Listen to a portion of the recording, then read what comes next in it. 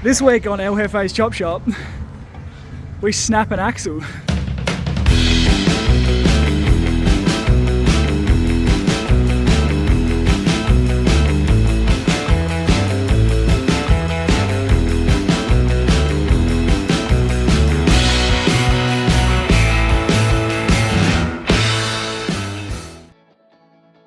Good morning. So it's day 13. I've gotten a bunch of this stuff just tidied up. I went under here, tidied up the brake lines, tidied up some fuel lines, just made it a bit neater and nicer.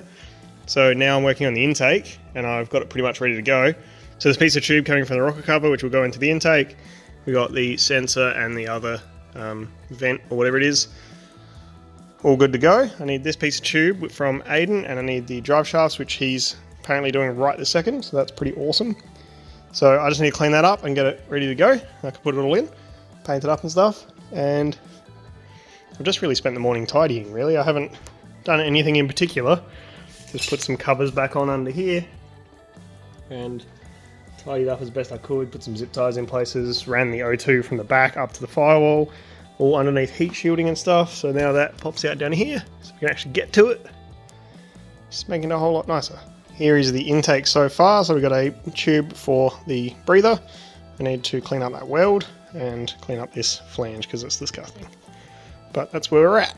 Not really sure what I've been doing today, but I've spent the day, most of it so far, working in here. Got the intake all done. So that's painted, welded, sealed, plumbed, all good to go. Everything's back bolted tight. So that actually fits really good. This is original Camry and then that's CRV, that's Accord, and then that's fabric cobbled. So the only thing that's actually missing now from the engine is this pipe here, which I'll have to make something shortly. It's a pretty easy job. I still need to do the gearbox oil, the drive shafts, which I have the parts for. Thank you, Aiden. They're ready to go. I'll do those tonight. Need to trim the brake pedal inside, which I'll do shortly because I've been putting it off for days. And then I need to get the AC lines made up and get the wiring done, and then just check everything over and make sure it's all happy. Now, the only thing that I have overlooked or forgotten is that there's no washer bottle anymore. So because the washer bottle used to sit over the ABS and in here, that's not a thing anymore. So I've got a hose and I've got a plug and nowhere to put it. So it's either gonna go here or in here or in there or somewhere, doesn't matter. I'll just do it off camera and it'll be done. So this is pretty much done. Got the covers on. It's starting to look really good. And other than all the stuff that's still spewing around, it actually looks pretty complete. So it's good. It's finally time to do these drive shafts. Now, thank you very much to Aiden. He's turned these down. So these ones I've already reassembled. So this is the original Honda one. He's taken a little bit off that. And this is the original Camry one, which has a sleeve over the top. So this sleeve is exactly the same size as these two shafts, so it all sits together nicely. So what I'm doing now is I've put these together because once they're welded, I'm not going to be able to. So I have measured and put them all in the car.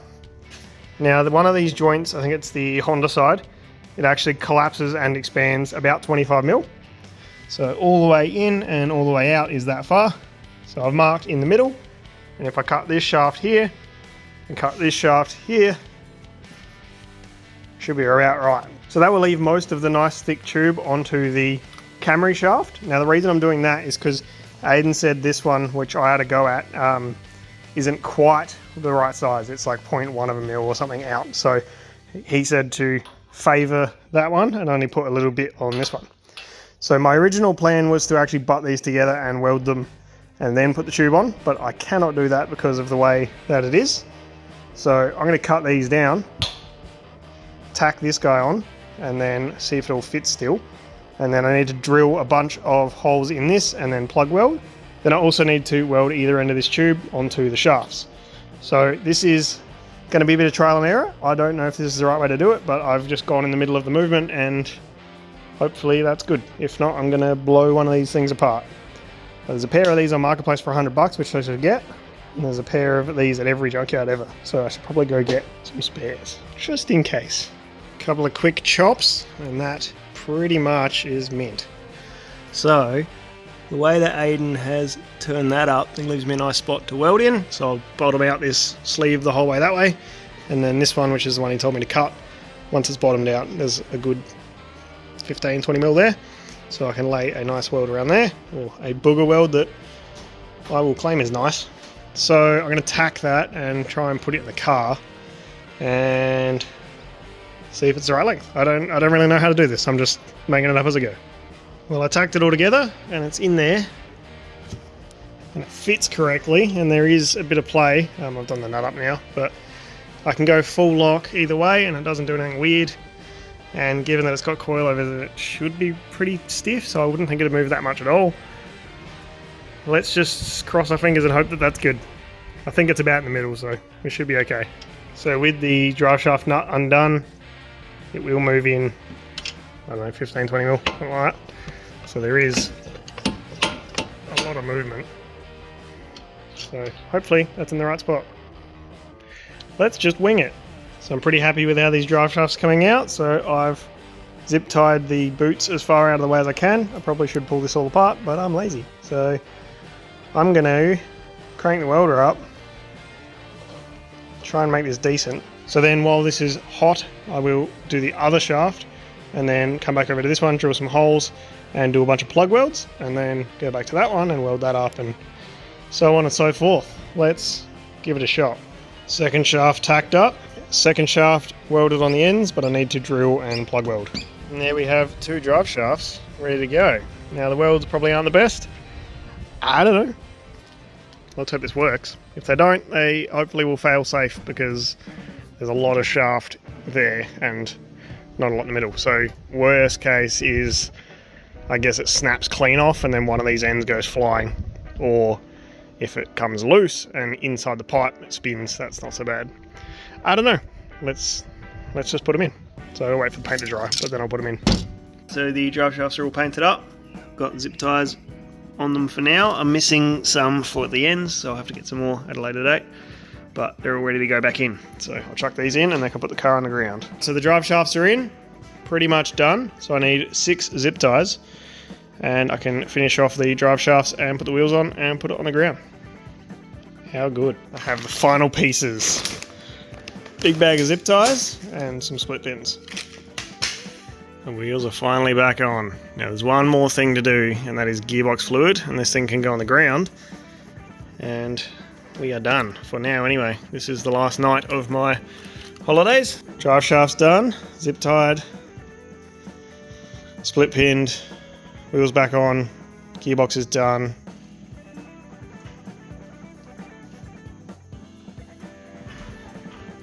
So, gearbox oil's done. I'm going to do AC lines, the wiring spaghetti, check for leaks, zip tie the O2 wiring, which is just here and needs to get done from the top, and it also needs to be done after the wiring.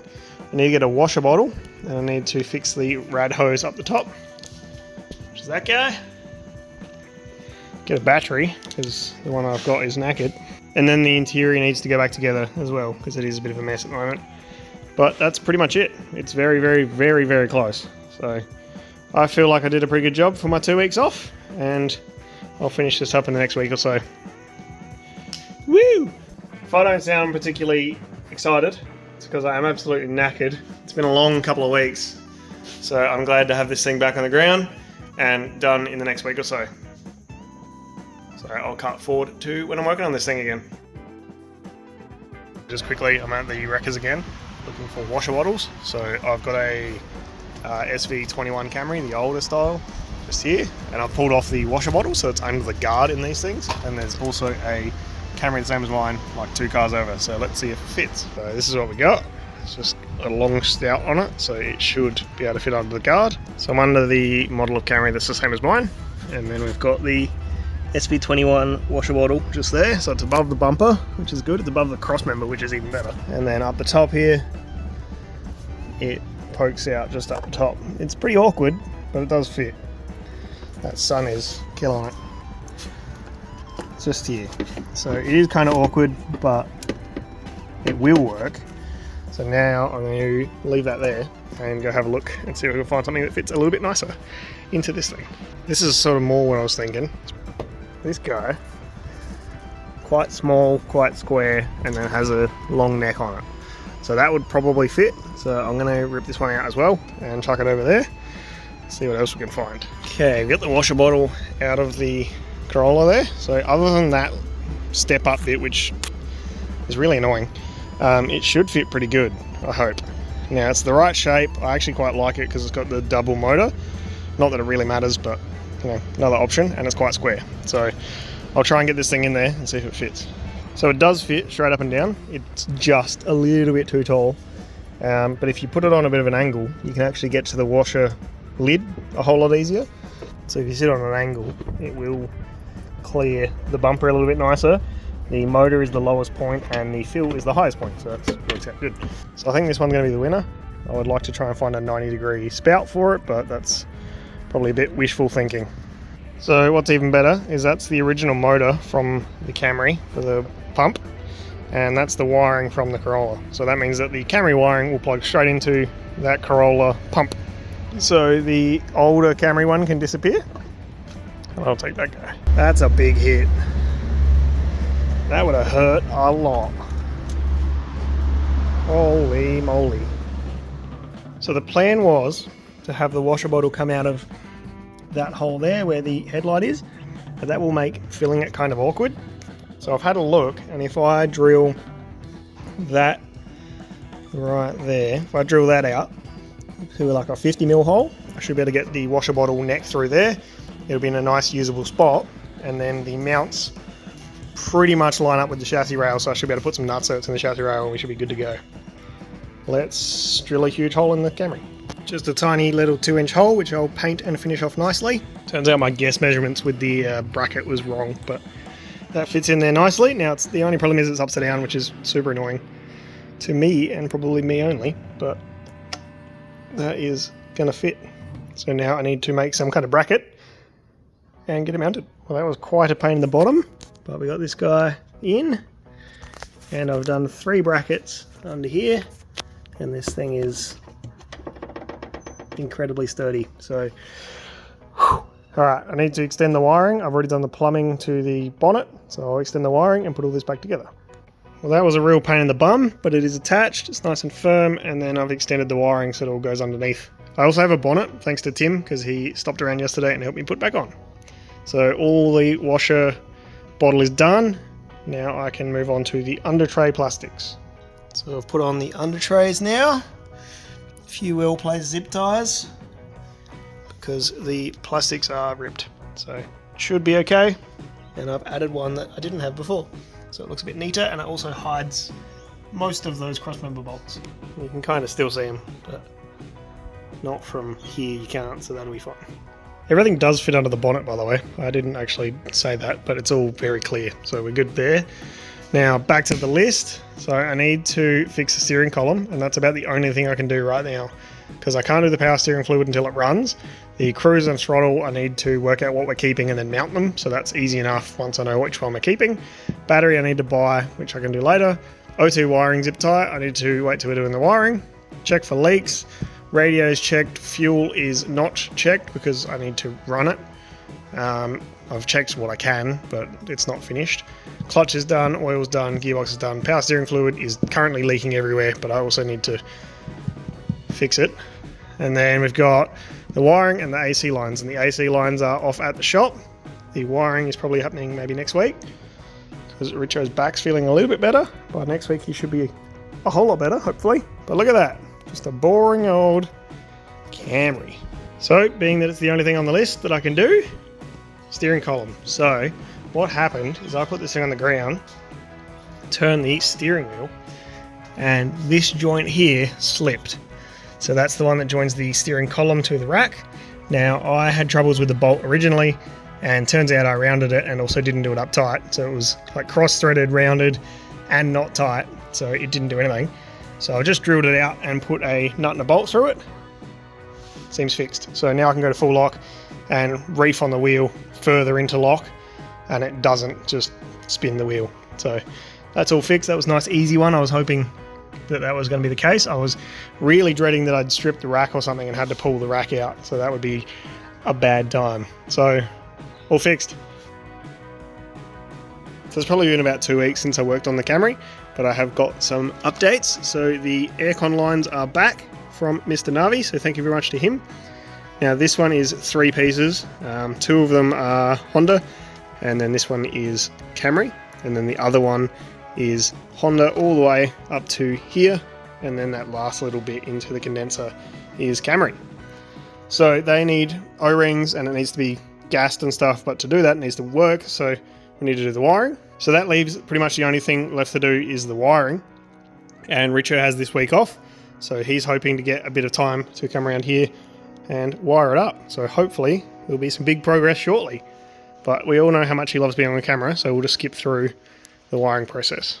So the next little job is these window visors. So these are made by HIC. I had the same brand on my Lexus years ago, and they should fit pretty nicely. So these guys asked me to send them photos because I was obviously one of the first people to buy them, because they weren't available when I bought this car, but they were available the next time I checked.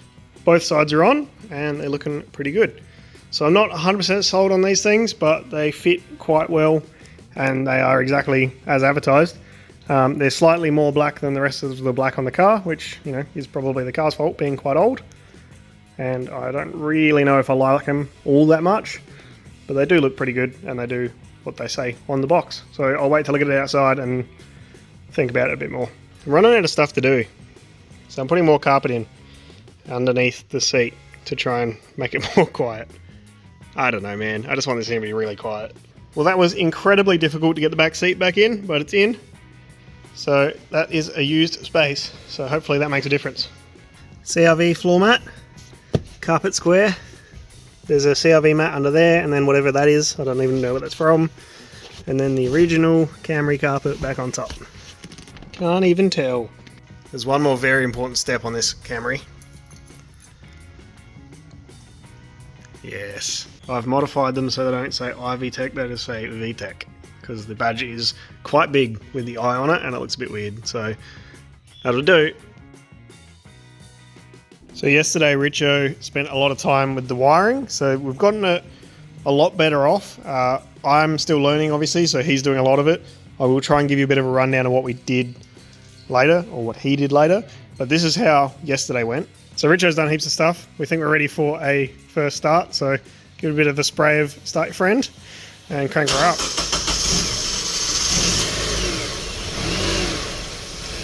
Yeah, boy! And now we're back, so what I want to do is, Richo's coming over tomorrow or the next day, and I've got a couple of hours now, so I need to try and get some sensors fitted and bits and pieces to make the Camry and the Honda talk to each other. So I need to put the Camry gauge temp sensor in, which can go just here, hopefully. So that is a block off currently, so I'm going to try and take that rubber cap off, pull the metal insert out, and then drill it out and tap it to the right thread, screw in the temperature gauge for the cluster on the Camry, and then that will give me a spot, or give Richo a spot to run the wires to for the sensor. So I'm going to start there, and then I have to mount the accelerator pedal. So in the Camry it was cable, and in the Honda it was cable, but it went to an electric box. So I've adapted that. I just drilled out the pin and it fits all together now nicely. So I need to mount that box over here somewhere. And then the third thing I need to do is to run all the Honda wires that I have left over into the car, and whatever I can back out of the car. So a bit of fiddling, but I'm just going to keep pottering along. But before I get too invested, this is what it looks like beforehand. I'm going to take that little rubber cap off and try and make the sensor fit. And there we have the sensor tapped and drilled into the Honda. So that's the Camry dash sensor, so it should make the dash work. I just need to run a wire for it, obviously. And then I got distracted and made a bracket for the Honda throttle control. So the pedal in the Honda is cable to this guy, and then electric from there to the engine. So I've mounted this upside down, and it's going to go sort of there-ish. It's not currently bolted in, obviously, but I had to drill a hole in the firewall, put a stud there so I can get something to mount it to, and then there's a threaded hole just here, which I have joined into. So there's those two things done, and then I've also fed the Honda loom into the Camry grommet, and then there's a lot of the Camry wiring left still, which Richo's going to sort out probably tomorrow. So that's not a lot of progress, but at least it's something. So we're going to try and have a big day on it tomorrow and try and get a bunch of this wiring smashed out.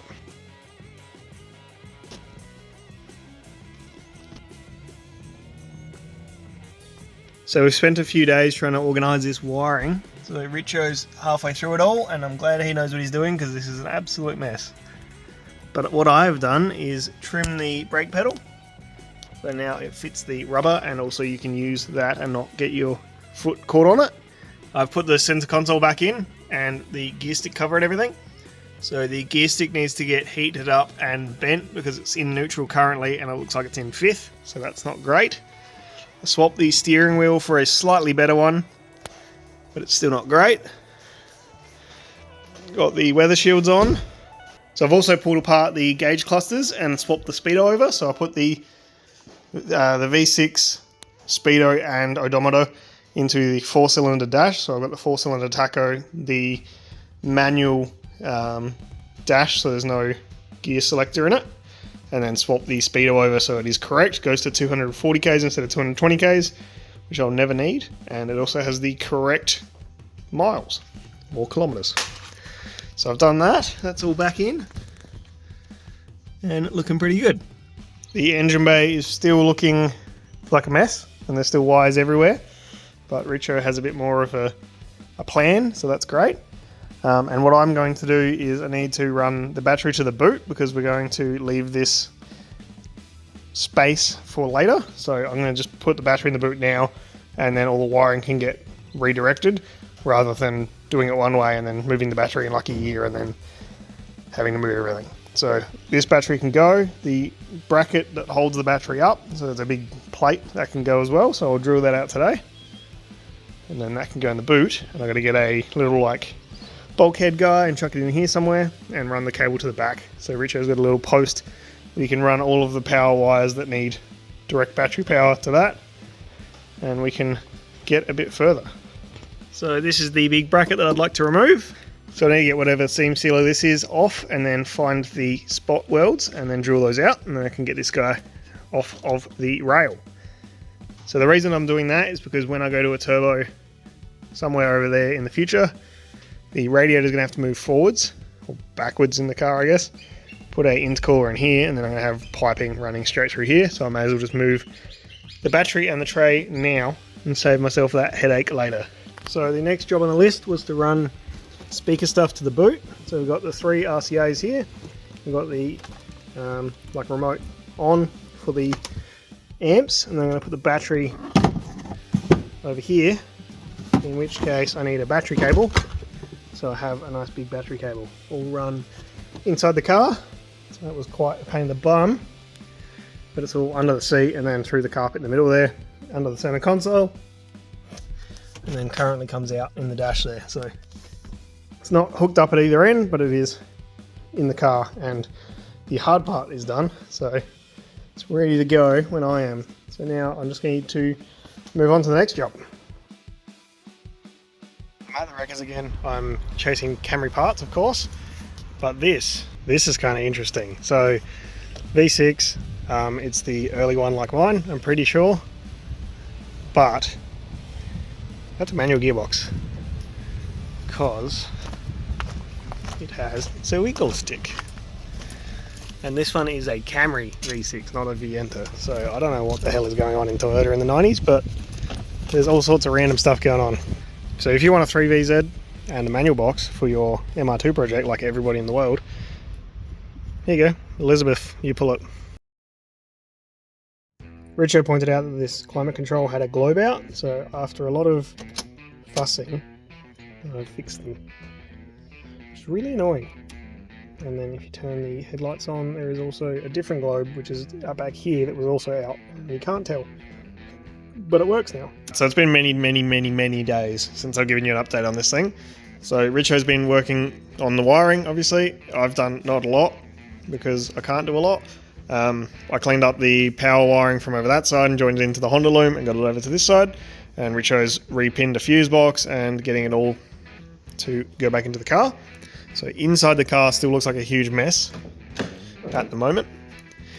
And we were getting to a point last night where he was just about to wire up all the relays properly for the last time. So we thought he'd just like plug in the old relays that we had working previously. And we put in the plugged on the battery, and some idiot that's currently behind the camera put the battery on backwards, and we think popped the capacitor inside the ECU that turns the fuel pump on from the ECU. because everything else works, and if we like short circuit the fuel pump and get it to turn on, everything else works perfectly. So we think maybe that the capacitor's popped. So I'm going to dig in, get that ECU out, take the lid off and see if the capacitor is knackered. And Richard will be here in an hour or so and keep working on all this. This has been so many days. He's just trying to do it really nice and neatly and properly, so it will be easier down the road. It's just been a lot of days and a lot of time getting all these things in the right spots and making it look nice. So not really a whole lot to update, but it has been a huge effort.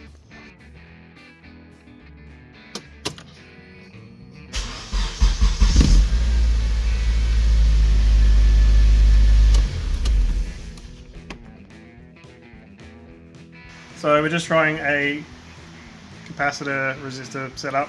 If this blows up, it'll be in the video. If it doesn't, it wasn't. They work mint, actually. It's exactly what we want, isn't it? Oh, good. I'm going to put it in the video because that was actually sick. But you thought it blew up. Got him.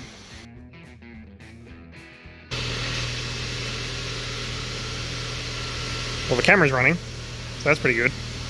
Now, Richo's simplified this wiring, but it needs to happen again because there's a bit more to delete. But it seems to be a thing. There's a few more things to connect and diagnose, but it's coming along pretty good. It's taken lots of days to work it out with no wiring diagrams, but he's got there, and he's the smartest man in the world. My word's not his.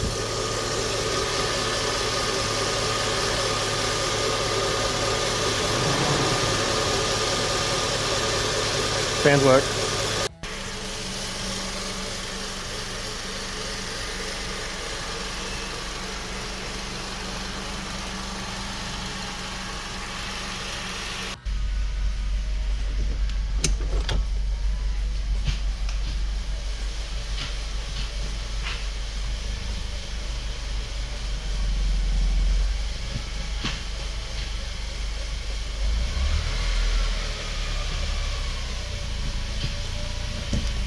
It moves.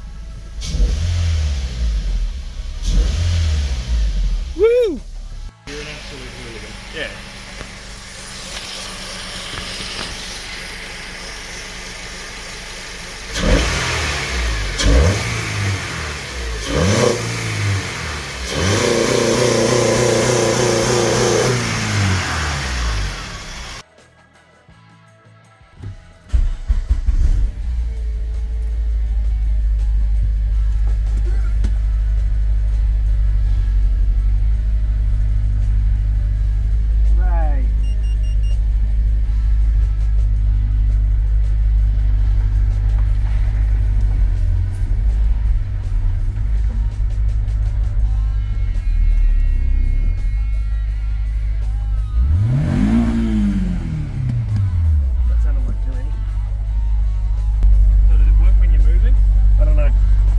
It sounded like it did. Yeah. Whoa, reverse lights. Good job, Richo. 5900. 5.9? Yeah, 3.5. So yeah. 7.6. Sweet. That was 7.6. Sorry to all your neighbours. That exhaust is definitely touching the subframe. Do you feel it? Yeah.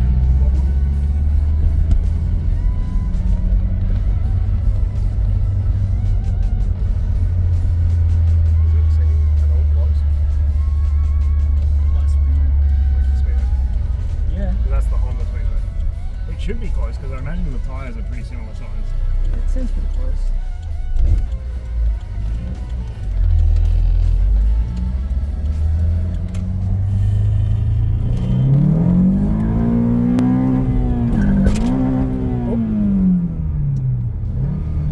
We broke something already.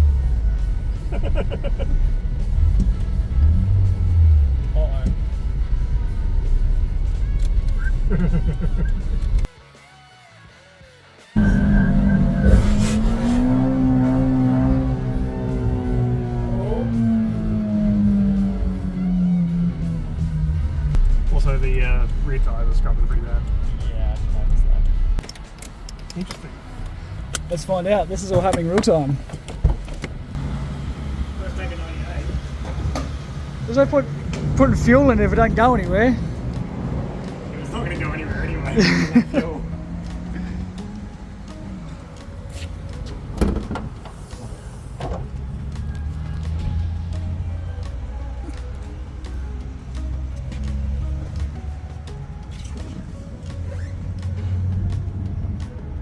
Honestly, it just sounded like the clutch exploded into a million pieces.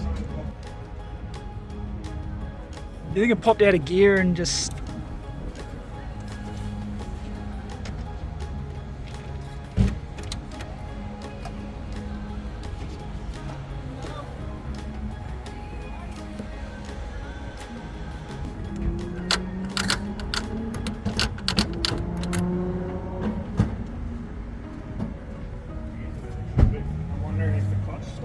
That's what I'm thinking. I think you just blew the clutch to smithereens.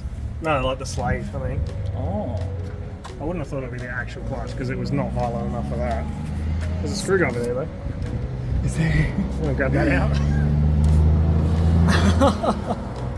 Treasures. Thanks. So did it make any weird noises before it didn't work? Juddering, but only after doing a big gear, burn out in second gear.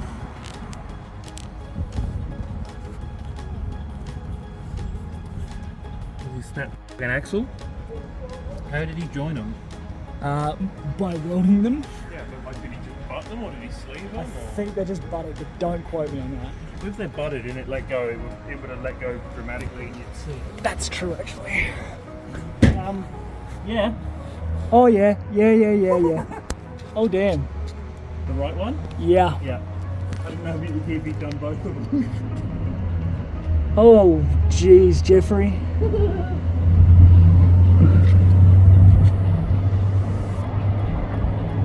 He's good for it. Well, that's not an easy fix. Not here. You want to lift back to your car? I guess so.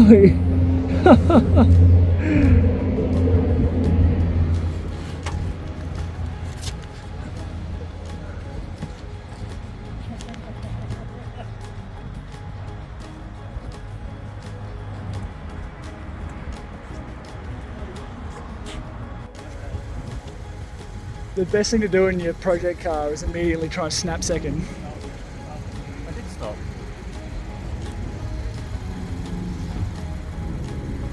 Well, that's pretty good. The back has to come up because I'm scrubbing like crazy too. Coward. Oh, show off.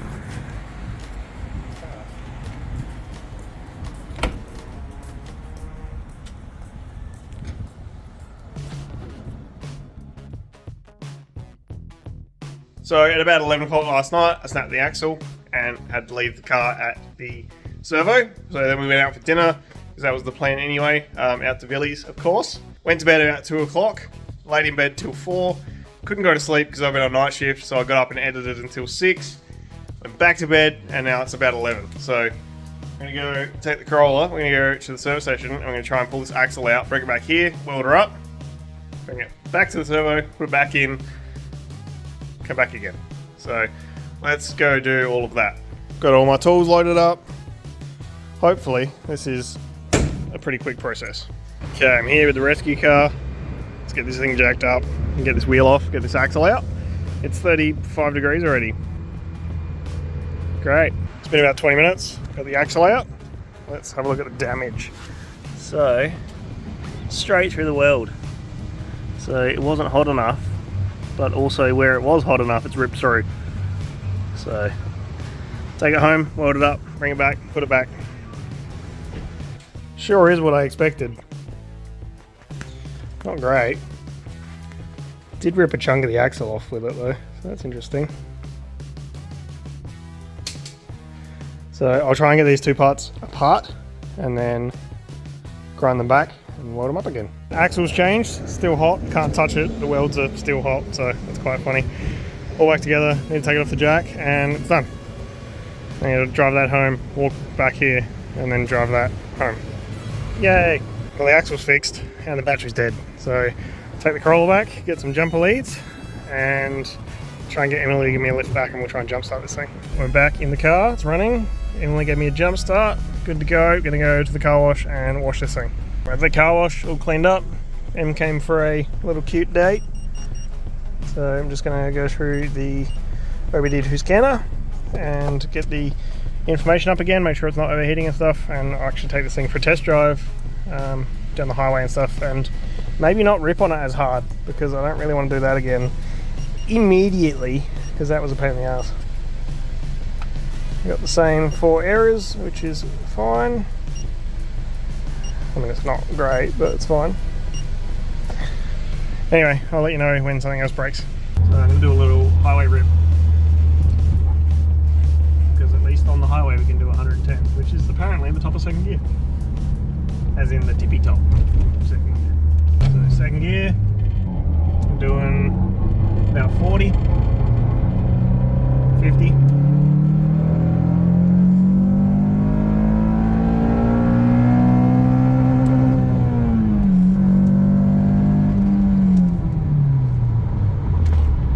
Super fast, but it's definitely faster than it should be for a Camry anyway.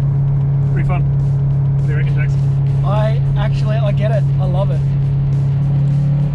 It has more power than it has any right to be. Yeah, it's pretty good. It has to drill a big old hole in the airbox though. Isn't it like comparable kilowatts to the V6 that was in it? So it's like 5 or 10 kilowatts more, but less torque. It feels the opposite. It feels way better. So I think that V6 was definitely hurt before we put it on the I think it was very, very hurt. Yeah. Axle's fixed. Car drives again. I jumped the battery and it's all fine. I assume there's something that's drawing. I messaged Richo about it and he said there's probably something on constant power that should be on ignition power, which is a small issue. So that's fine.